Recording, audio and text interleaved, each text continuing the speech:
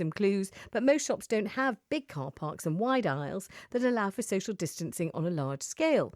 So will they be limiting customers, introducing one-way systems, or will we simply be queuing in the street? And can we expect big sales to clear out the backlog of stock? How nervous are shop owners that things won't get back to normal quickly enough? Let's talk to the retail expert, Kate Hardcastle. Hello, Kate. Good morning, Vanessa. So much to cover here. So we're talking about shops, clothes shops, toy shops, book shops, all sorts of shops. What's going on in all of these shops, in the small ones and in the big ones, to get them ready for business on Monday?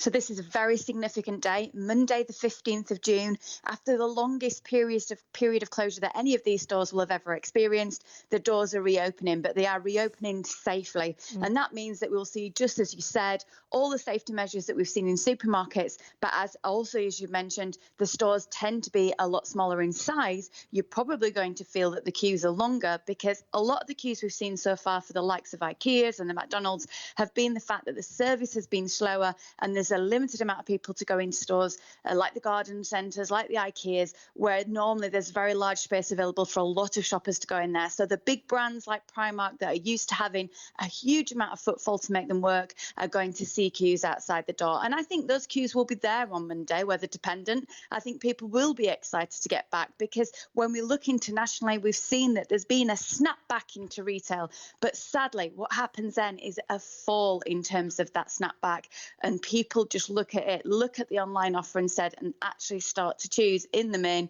online shopping as time and budget starts to get very tight. And also, nobody's quite sure how it's going to feel. I mean, I was in Primrose Hill. I don't live there, but I seem to be walking there a lot these days. Don't really know why. But I was walking there yesterday, and lots of the retail stores of clothes, particularly books, they've got signs in the windows saying we open on Monday, but, we've got this procedure and that procedure up, and we're going to be doing this and that and the other. And they all seem to be working out a different way of doing it, but they're relatively small clothes shops mainly.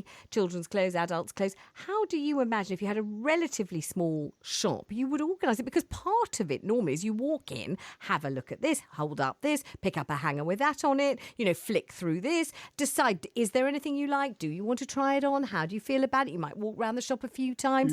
It's not like going to a supermarket where you know exactly what you need to get and you can just get it. It's a totally different thing, shopping in for clothes, isn't it?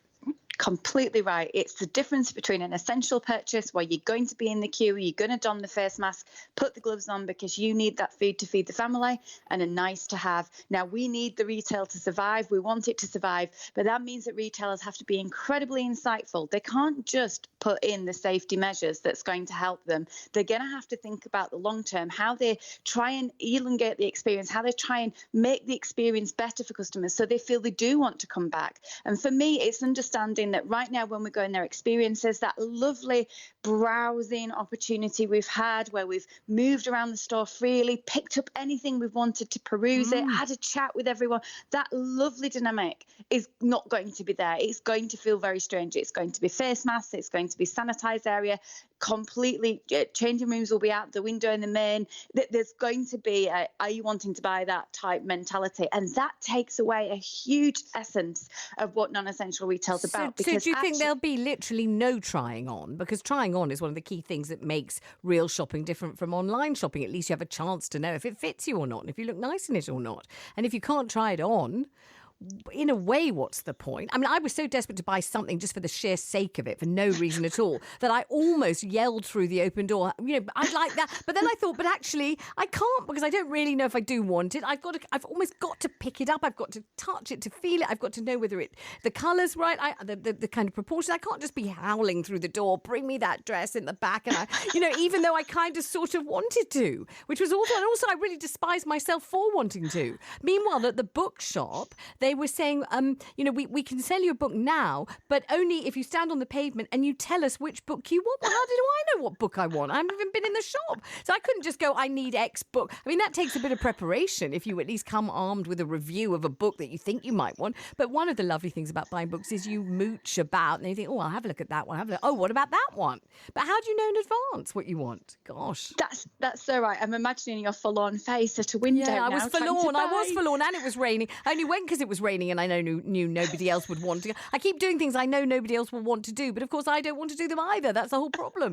You go to a nursery or a garden centre in the rain knowing it'll be empty, yes, but it's perfectly horrible, yes. So what's the point? I got it all wrong. I don't know what I'm supposed to be doing really to get it right. I'm trying my best. I'm just telling you the truth of what a mess I'm making of everything. But yeah. So what I mean is, say it's a small clothes shop. Say you do want to buy an outfit. Say you really want to. So what will you be, do you think, allowed to do when you get in there? What will happen? I think it's down to the stores to make sure that they are meeting the safety requirements. And what a lot of the retailers will have to decide is, can this store still be profitable trading at the level that I am trading at? That's a serious question, because the lights and the staff and the energy and the stock, everything that you take to open those doors and welcome people in has got a price to it. And if you can't get the sales through because you're meeting so many safety measures, you're going to have to put that into the balance so that staff and suppliers and customers feel safe. So the point about the changing room is, expect to see some retailers saying that that's just something they can't afford because it's going to take so much management. What happens when we touch the stock is it's probably going to have to go to a sanitized area. So then it's probably going to have to go back out on the rails many days later, and you might miss another sales opportunity.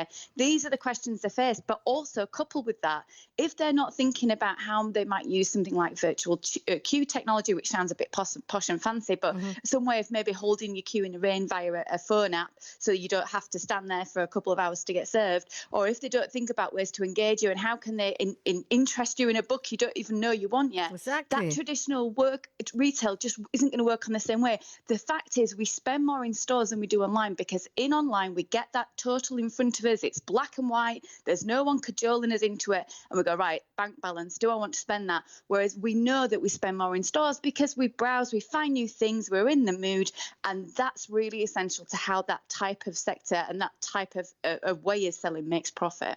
And so I'm sort of imagining, if we throw forward to Monday, and I know that we're going to have our reporters, trying to get into shops, or maybe all we'll ever talk to are people, or reporters who are just standing in a queue here and a queue there because they haven't got in. But imagine, we know, for example, John Lewis is opening on Monday. So John Lewis, Oxford Street, the flagship store. Let's say you just feel you cannot wait another moment. You've got to go to John Lewis. And normally you would have gone in, wandered about. I know they've got makeup on the ground floor. They've got like jewellery and bags and scarves and stuff like that. And then you would have wandered through there having a look, lots of gentlemen's clothing as well. Then you go up on the escalator or in the lift, you have a look at the ladies' clothes, you might buy some towels, you might look at some wallpaper, I don't know, whatever you do. But how are you going to do that? Because are you going to be able to just wander about, or do you think you're going to have to kind of, state your targeted destination and go straight there and come straight out again? Do you think you'll be allowed to sort of run of the store in the way that you used to have it?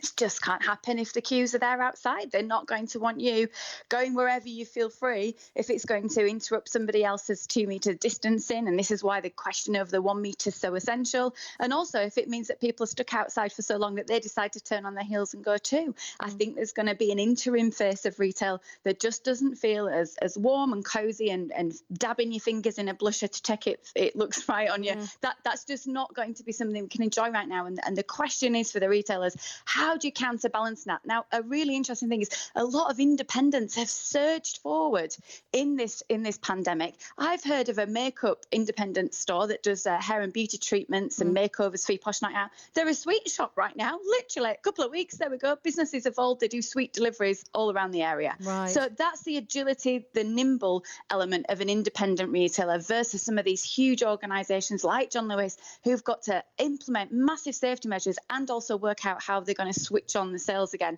Now, some people will use discount. Absolutely. So expect to see quite a few bargains out there because they've got a lot of stock to shift. But also, there is going to be that question to you, the consumer, is that going to be enough? Or are you going to try and find those bargains online and you have another day within your four walls? Thank you very much indeed, Kate Hardcastle there.